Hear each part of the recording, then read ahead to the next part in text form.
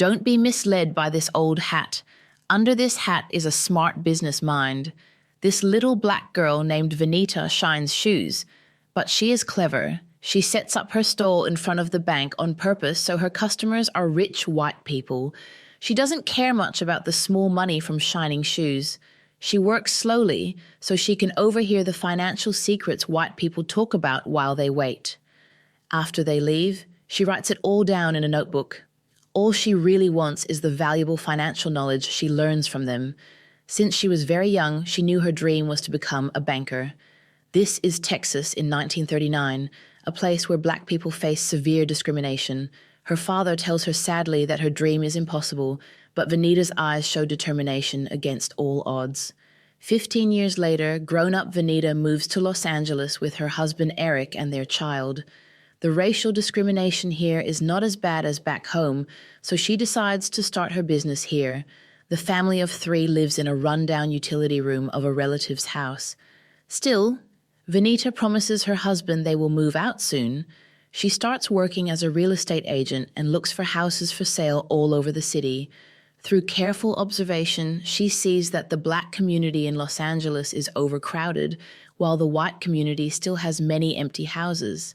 Black people need places to rent and have the money, but there is no market.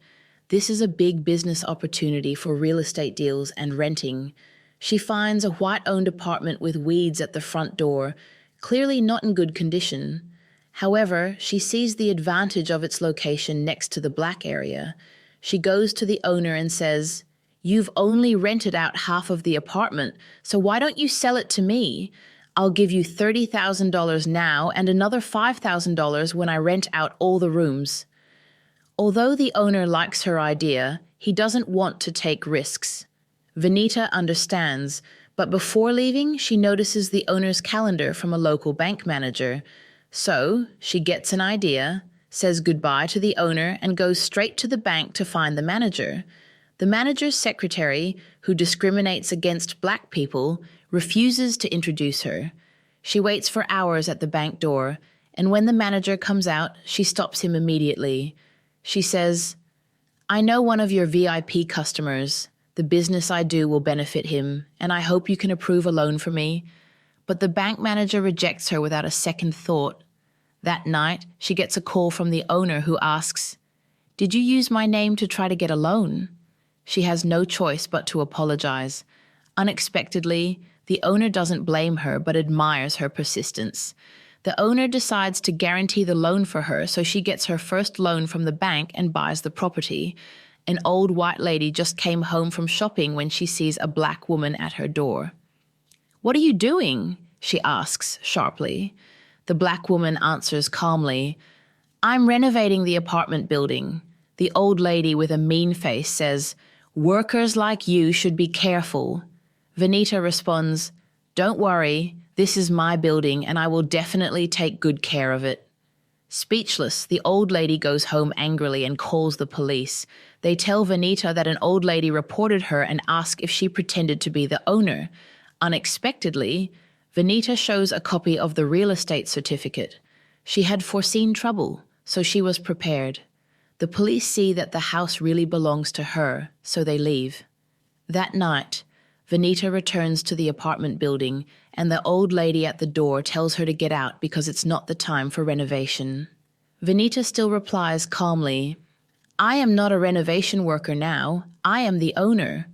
The old lady is dumbfounded and moves out a few days later because she doesn't want to live with black people. As soon as the old lady leaves, Venita rents out her house to a black lady. The black tenant market is huge, as she had predicted. The building fills quickly, and Venita gives the agreed follow-up payment to the former owner. The former owner admires Venita a lot and offers to start a business with her. Venita chooses the house, calculates the income, and the old owner negotiates the transaction. White people won't know they are doing business with black people, and they will split the revenue. Venita agrees. Their cooperation goes smoothly, and they make a lot of money quickly. Venita moves from an apartment to a mansion shortly after, providing a happy life for her family. This is her wisdom. When someone discriminates against her, she doesn't fight back because then she would be playing by their rules. She wants to play by her own rules. Rational economics and maximum profit are her ultimate goals. However, life isn't always smooth, and challenges can arise at any moment. The former owner who worked with Venita is old and frail and dies a few years later. His equity in the company is inherited by his wife, who severely discriminates against black people and doesn't want to cooperate with Venita. She offers to buy Venita's shares at a very low price and threatens to sue her if she disagrees. In that era, when whites and blacks litigate, the judge usually favors the white side.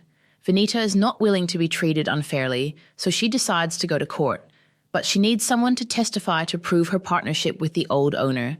She thinks of the bank manager, but he has already sided with the widow and avoids Venita again. Extremely disappointed, Venita stands in the bank and looks around. The neat bank building shows systematic discrimination everywhere. Because of her skin color, she is often looked down upon when she enters the bank. Thinking of this, a bold plan forms in Venita's mind. There are 4 banks in one building, each of them closed to this black woman. At that moment, Venita has a genius idea. I will buy this building and see who dares to discriminate against me then. So Venita finds James, another black real estate developer in Los Angeles, and tells him her plans. At first, James thinks she is crazy because the land price of the building is very high, and no black person has ever bought land in downtown LA. But after discussing it, James realizes Venita is not delusional but a thoughtful rationalist. Why does she want to buy this building? Because as long as she owns it, the banks inside will serve her. They won't dare refuse her a loan. They will also share real estate trends with her, making her business smoother. James is amazed by her idea but believes it will work. Although he is very wealthy, he is still subjected to white people everywhere. If he can step on white bankers on white land, he will make more money. However, they cannot negotiate directly with white people, so they need a white person as an agent. Venita has an idea. Mark, who has been helping her with renovations.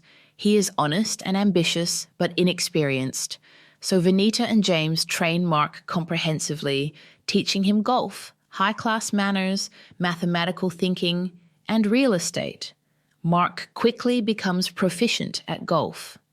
While playing, he can calculate real estate values like a young entrepreneur. At a golf club, Mark meets the owner of the bank building, an encounter arranged by James. The conversation goes well. Mark gets a chance to buy the building and the rest will be negotiated. But Mark doesn't know how to do it. "Don't worry," says Venita. Before the negotiation, Venita helps Mark prepare. She counts the lights on in the building after dark, calculates the vacancy rate, and gets the building's value through its annual revenue and operating costs.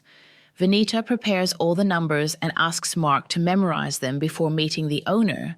As a result, no matter how the big boss bluffs, Mark is always ahead and gives the exact number, shocking the big boss. The accountant is also amazed. They think they have met a math genius who can't be fooled. In the end, Venita buys the building initially priced at over $2.8 million for just $1.76 million. From then on, whenever Venita enters or exits the building, every bank president comes to shake her hand. The little manager who made things difficult for her is shocked.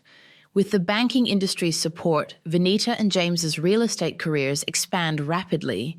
They break the strict zoning of LA's black and white segregation. Many young, promising blacks move into white neighborhoods.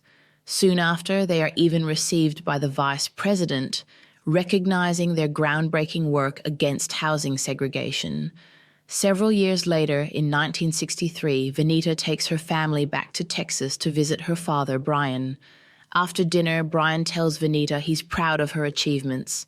The next day, Venita walks around town with her son. They find themselves in front of the bank where Venita used to shine shoes. At that time, Texas was the most racist place in America. They meet a young girl shining shoes just like Venita did. To Venita's surprise, the girl will only work on white people's shoes. This touches Venita and awakens her sense of responsibility to her community. She decides to change the status quo and help the Black community get better housing. The next day, Venita visits James and tells him they should buy the mainland bank in Texas. James thinks she's crazy because racism in Texas is severe, but Venita shows compelling reasons for the purchase.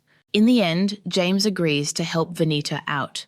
They recruit Mark again and use him to be their frontman once more. They meet with the bank owner, Robert Frederick Sr. and Jr., to discuss the details of the deal. Despite Frederick Jr.'s doubts, Frederick Sr. sells the bank to Mark and his partners. With the mainland bank acquired, Venita starts helping African Americans in town get approved for loans. Venita's goal is to give her community a fair chance at housing and business opportunities. Things go well for a while until Frederick Jr. starts investigating the loans their bank approves. One day, Frederick follows Mark and meets up with Venita and James. He confronts them about the loans they approved and threatens them with a letter from the U.S. Treasury Department. He says the department will inspect the bank's operations in 1 month. As Frederick Jr. leaves, Venita and the team discuss their next moves.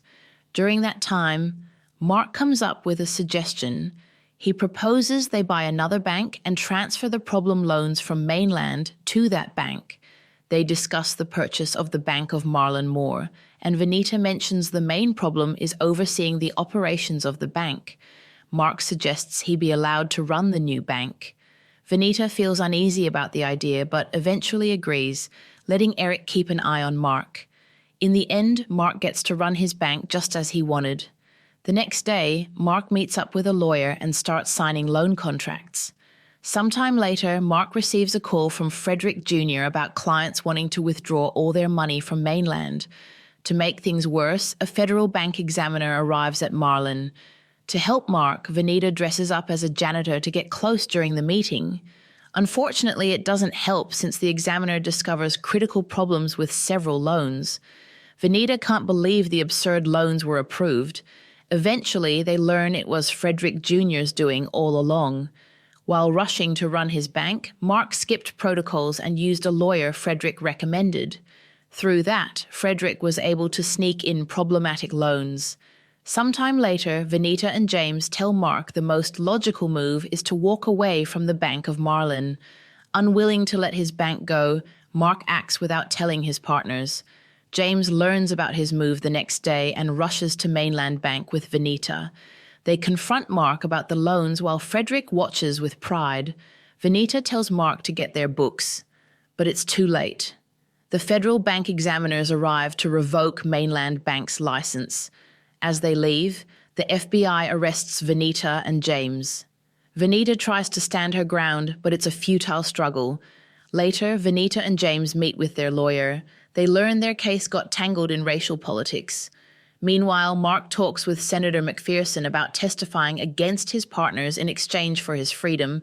Mark thinks about his next move that night and makes a phone call. He follows McPherson's suggestions and testifies against his partners at the Senate hearing the next day.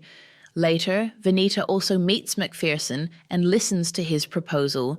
He gives her a choice: take an immunity deal and confirm Mark's testimonies, or say what she wants and go to jail.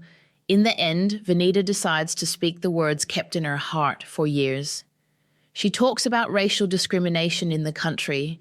Shortly after that, both Venita and James lose their fortunes after the hearing. They also get sentenced to federal prison. Frederick Jr. buys the mainland bank for a small fraction of what Venita and James paid. Meanwhile, Mark Steiner never gets charged with any crime. Several years later, Venita and James get out of prison. Eric finds it strange they seem happy even after losing everything. It turns out that's not the case. James reveals they have properties next to each other in the Bahamas. Eric is in disbelief and asks Venita how that happened. It turns out Mark called Venita the night before his testimony. He told her about the senator's deal and apologized. Venita asked Mark a favor before the government could seize their assets, manage the properties and companies on her behalf until she returns from prison. This means they planned it together, and Mark never betrayed her. Venita and James's properties were crucial in fighting housing segregation in LA, and they still have 2 mansions next to each other in the Bahamas.